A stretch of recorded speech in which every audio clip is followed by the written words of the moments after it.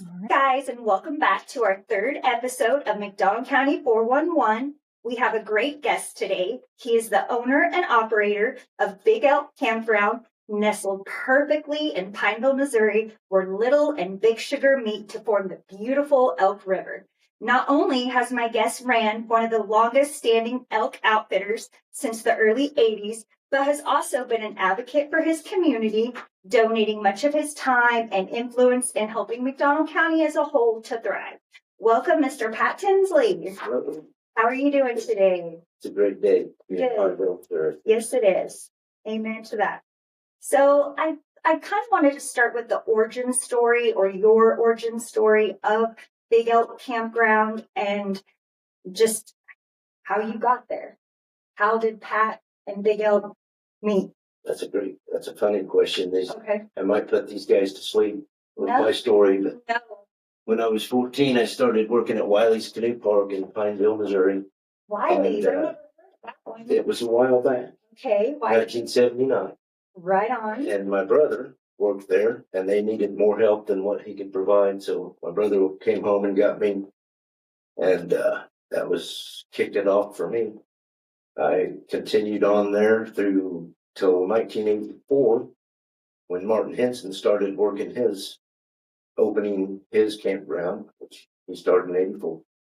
And in 1985, I went there to work as a boat loader, boat toter type of thing. Which seems how you all of you campground owners start, it seems like, is on the beach loading the canoes. It was a summer job, and it was really a crazy time because I would drive the truck, and we didn't have vans or buses. And I was way too young to be driving anyway, but nobody cared. Yeah, so real quick side story, what was McDonald County like in the 70s? What was the vibe of the summer in the 70s of the county? Other than the Bee Gees, which my sister would make me listen to. Yeah. I was really not paying attention to my Bee Gees vibe. I was really enjoying going to work at the campground. Yeah. That was just my thing. That was your thing. We would load people up in the back of pickup trucks, and they had like wooden livestock racks on the back of them, and we'd close this big gate on them, and we would stuff 20 people in the back of a truck. And drive down Big Sugar Road to probably not very slow. We'd always have to watch out for Sugar Island because they were the friendly competition. Right. Okay. And man, did we have a ball taking people up, and the bridge at Craiglee wasn't up and out of the water, it was under the water, and you'd cross the river when you put people in at Craiglee. And if the water was up where it would touch the canoes on the racks on the back, the rack would kind of slide off the bridge if you weren't careful, and you had to be able to address that. So you learn how to drive real well in front of people when you were real young, and that's a little different than it is nowadays. People when they're 16 nowadays may not even be driving. I'll tell you a funny coincidence. I had my first car wreck on that road. I grew up part of my childhood on that road, on Big Sugar Road, right in between Sugar Island Campground and Craiglee Bridge. On the right, we had a house there. It's still there. But the day I turned 16, we moved out there to that house, and I had an accident and went through a farmer's fence. And luckily, the Armstrongs, Mark and Barbie, stopped and saved me, drove me home, and were so kind about it too. But that is a dangerous road. Can be. Yes. Yeah, it can be a dangerous road. It's also about the prettiest road. Oh, on God's earth, if you ask me. Agreed. Especially when you get it close to Max Big Rock and you're on the road and you're looking down at the water. It's just anytime you wonder why you live in Pineville, you just got to remember stuff like that because we have the prettiest place there it is. I agree. So you were working on the campground, and that's what got you into. So tell me when the crossover from you being a canoe hauler to the idea of maybe I have a future in this, maybe I can really do something here. How old were you when that happened? So 85-ish, 85, I went to work at Big Elk, and I was the only employee. He was just starting out. It was a small deal, and just stayed with him. That man was the best boss that I could imagine, Martin Henson. And his son Marty would help me. Marty would argue that I was not the only helper. He would say he helped too, but That's a matter of opinion. And I did everything there. There was not any assigned job. It's whatever needed to happen got done by myself, and we didn't really float enough boats to have extra help. But just starting out, brand new campground, I was just it.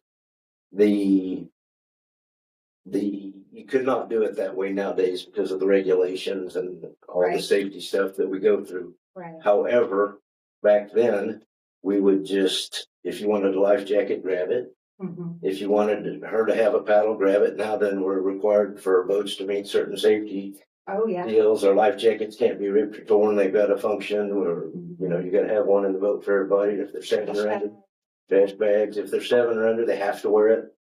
If they're above that, they don't have to, but you got to have it available in the boat. There's just, it's a different animal, and you have to do like little mini training sessions with new floaters so that they know this type of deal. Yeah.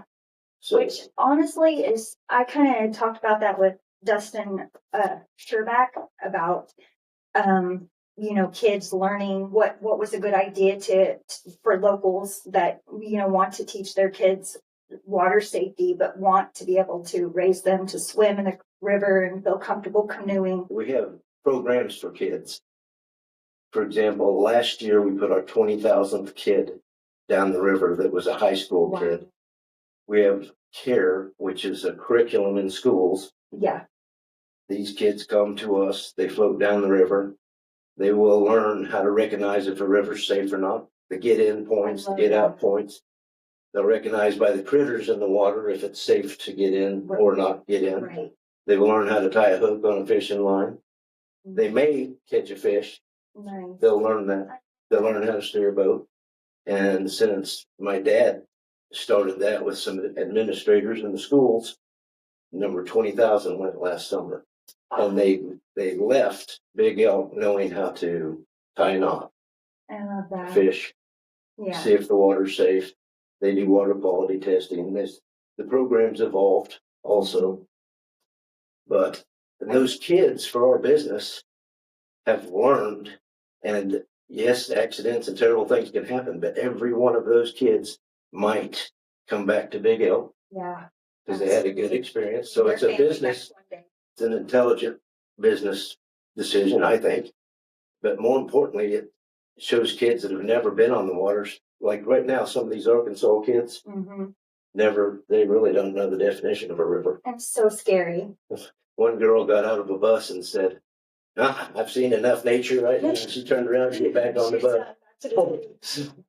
We went over there and visited with her, and she got in a boat, she went down the river, she had a great time, and it turned out to be a very positive thing. Good. Instead of this scared to death thing.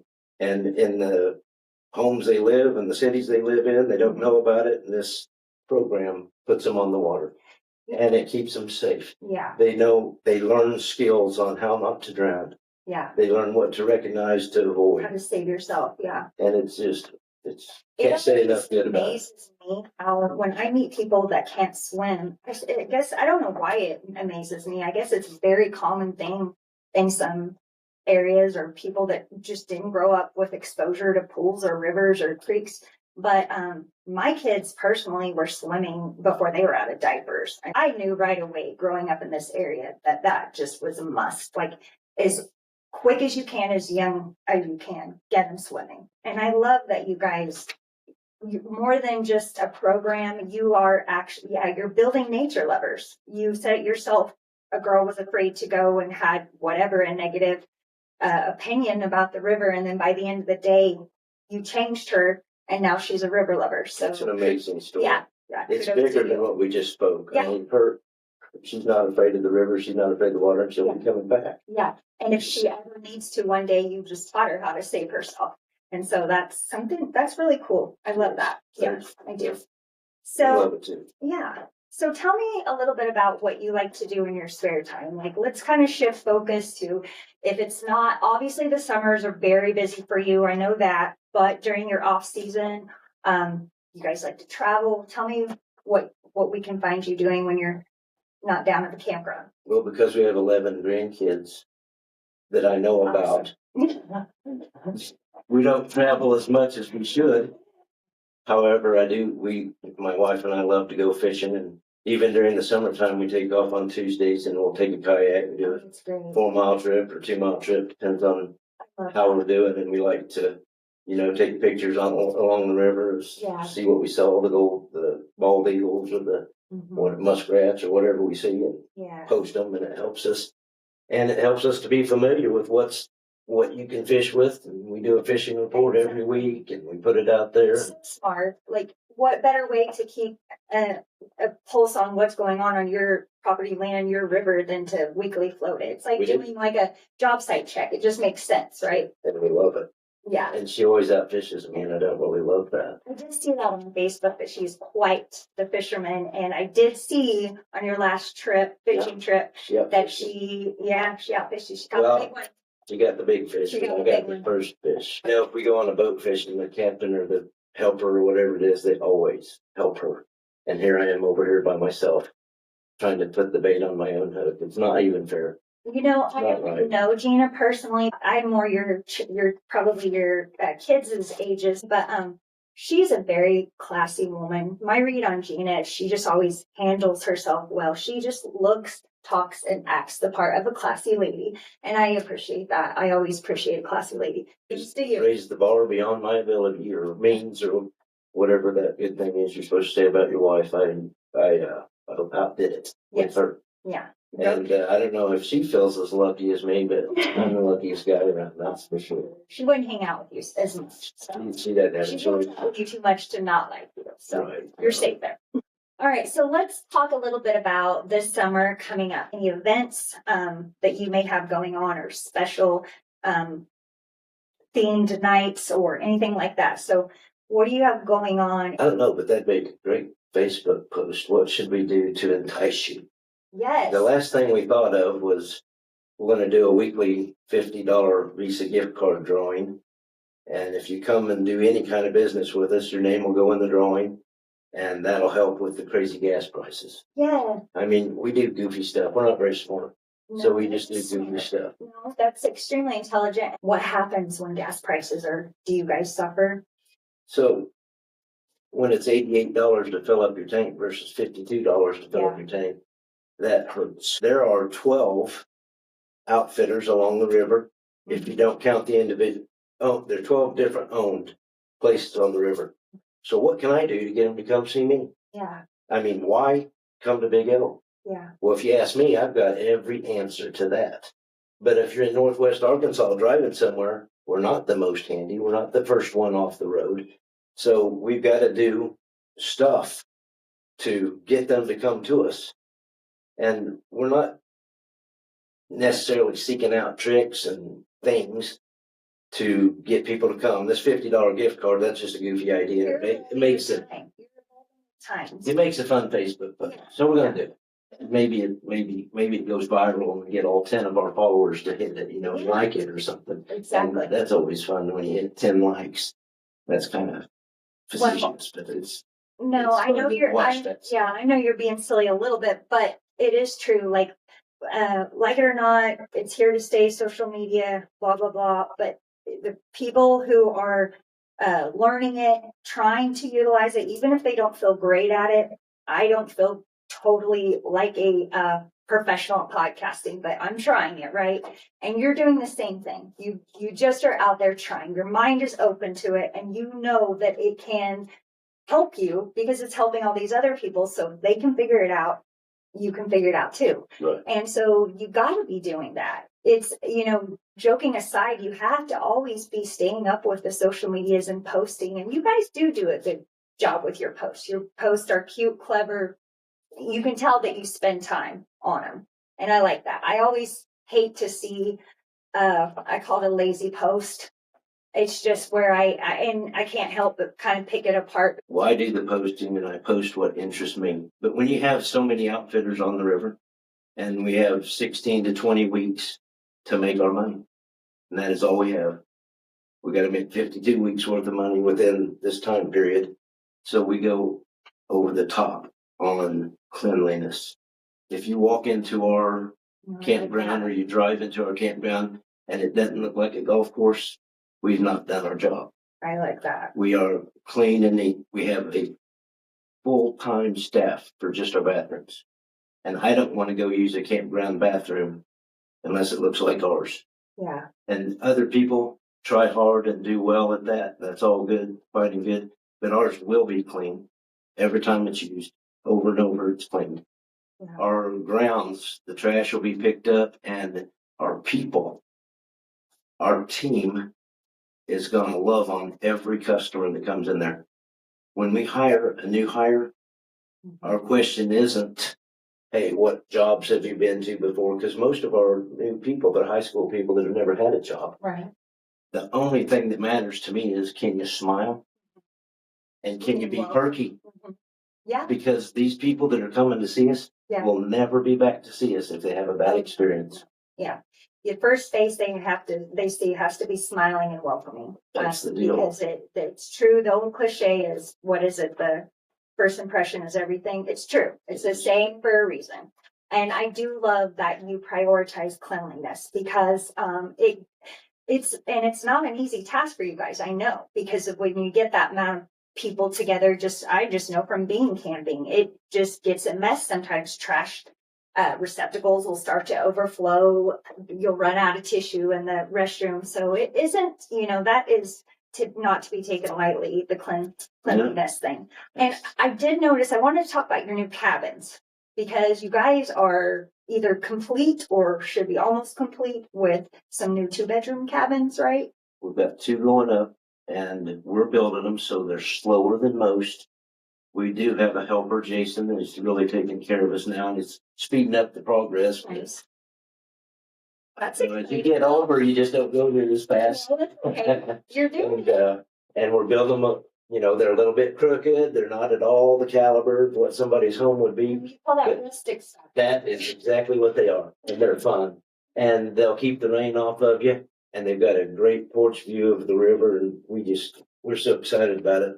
Words don't do it justice. Here's the big question, though. Will they have AC? 3. Oh, each cabin has 3 ACs. You heard it. AC. 3. Cleanliness and ACs, people. And they'll be clean. All right. Absolutely. Awesome. So when just roundabout, we won't hold you to this, but when do you think, for people that are like watching and been like interested, when are you going to start booking for those cabins? Our booking is open now. Okay. However, for those cabins that we open May 1. May 1. And on. So people right now could call and get a booking for maybe May 1 and after. That's right. Okay. All right. And you guys have RV hookups. Full hookup sites. And With camping. electric. 119 tent camping sites. That's a lot that you guys offer. So, oh man. So how in the summer, I'm sitting here thinking now, doing the math in my head, what is a peak night population, resident population of Big Elk in the summer? Back in the heyday when my dad was operating it, we used to double the population of Pineville on the weekends. And crazy. We are the influx just because we have chosen fishermen and families. We don't do fraternities. We're families, not fraternities. Yeah. So if you're a fraternity and you call, we'll say you got like 11 other places you can call that enjoy.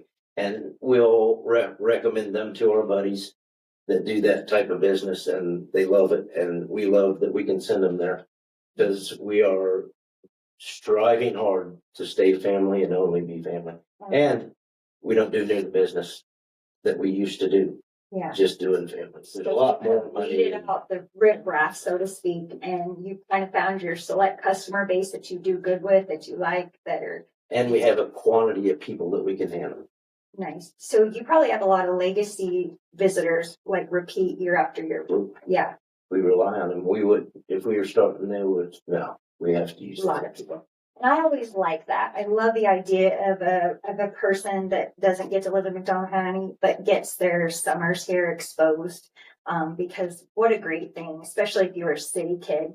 Imagine every summer you came down to a place like this, so that's, kudos to the parents who do that. Well, I'll tell you, I've floated with you before.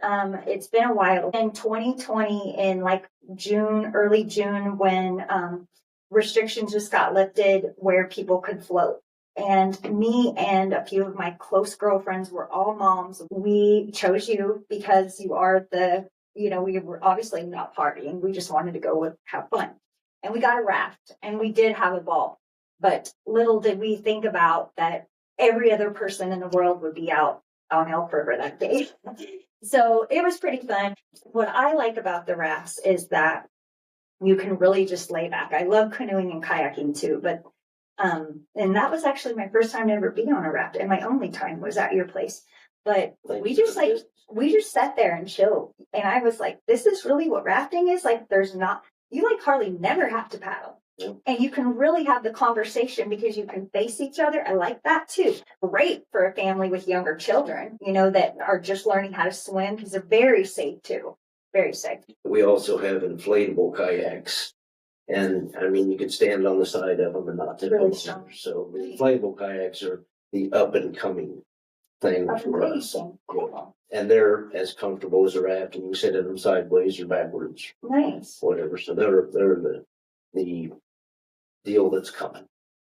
Well, I imagine just like anything, technology changes everything, not just materials that are used to build things. So that doesn't surprise to hear me. But I did want to shift focus really quickly and talk about some legislation that's going on. I know just around here and up in Jeff City, and I thought maybe I'd read that you were kind of involved with that in trying to get the school start date for Missouri mandated to a certain date I think the purpose is to extend summer to allow families more time together and thus, of course, benefit tourism-driven communities like ours. Are you? Every year we go up and testify. The school start date is issued every year. Okay. And I'm a member of the Missouri Canoe and Floaters Association, and a lot of the outfitters down here are. And we team up with other folks and our lobbyists. If you just look at the amount of rain we have in the spring versus the fall, what that would do to tourism business at Silver Dollar City, at Worlds of Fun, at any tourist place in Missouri, which the industry is huge. So the school start date we're very active with. Okay. And there's other legislation, the minimum wage stuff we're working on and have not been successful with that, but we're working on that too. So I put a very informal poll on Facebook. Okay. Through Big Elk. And I think I participated in that. Yeah. And there was one person that wanted the school to start the 1st of August or whenever the admin decided to start. 99 chose later. I was one of those that chose later. Personally, for me, what it is I love the idea of later, but I love the idea of having a set start date, because if you're a family like mine, when your kids are in sports, so they're really busy all summer anyway, I think it'd be really valuable just to have, okay, we know we have until this date. So well, we like that too. We like Memorial Day to Labor Day. Mm-hmm. That's what we like. It makes sense, especially for our tourism-driven community, which I know everybody. I would say Missouri as a whole has a big tourism. I would think there's a lot of. It's arguable that we have more coast along our rivers and lakes than what Florida has in the state. That's amazing. Yes. That's really fascinating, actually. Wow, to think of it like that. All right, well, so we're going to kind of wrap things up here, but I like to do a couple things before we end. I always like to give a shout out to the school district, because here at the 411, we are big supporters of everybody from administration to school teachers to bus drivers to support staff and everybody in between. We are proud Mustangs. So I like to give shout outs when I can. So I know you were a Mustang and graduated from the high school. So was there a teacher or a coach, and not just in high school, but at any point in your educational career in the county, that really touched you or changed your life? Is there anybody you want to give a shout out to? Now's your chance. Well, that's an interesting question. I was a band nerd. Really? True story. Yeah. That's like, what did you play? Trombone. Trombone. Yes. I can but I was very good. It's important to know that. Especially the trombone. So Joe Stacy would be the teacher. Cool. He was our music teacher. And he was really cool. ended up kicking me out of band to the point I could not come back. However, it was a life-changing event for me, Okay. and he became a friend. Oh, nice. And he was just wanting the best for me because I was a smart aleck and I needed I don't see way more than what he See needed. that? It's true, but yeah. So did you do the football games and everything? Like, Oh, yeah. Oh, right. It's a shame though that you don't. So you're not musical at all anymore in life? Because I feel like you're either musical or you're not. And I feel like I'm not. But if I was, I feel like I would want to. You got a trombone in here? No. But do you tinker anything? Nothing. Nothing. Fishing poles. Yeah. I like sunshine and fishing poles and There you go. paddles. That's your music. That's my deal. And grandbabies, I guess. And I grandbabies. should say that I like that. Speaking of grandbabies, we'll wrap it up with this. 5 to 10 years. Where do you see you? Where do you see you and Gina at in 5 to 10 years? What are you doing? Do you have a vacation home somewhere? So if I'm still alive in 5 to 10 years and Jesus doesn't come first, I'll be doing exactly what I'm doing right now and hopefully having an improved version of what I'm doing. You're just working. You're working till you're working. You're just one of those guys. I'm doing what I want. Yeah. And in the off season, sometimes we go fishing down south. Yeah. Sometimes we play with grandbabies, but this is what I want to do. So I just want to make it clear what you said there because I picked up on it. You basically were saying when you're doing what you love, it's not work. And when you're doing what you love, you'll never, you do it forever. You don't have an end point. Is that what you were kind of? That's my end point. That's exactly correct. All right, cool. You just said it a lot better than I did. Oh, well, thank you. And thank you for coming today. We really appreciate it. It's been really fascinating chatting with you, and I'd like to have you back sometime. And for you guys, make sure you tune in next Wednesday. We'll be dropping our 4th episode of 411, McDonald County 411, and we'll see you guys then. All right, bye. See ya.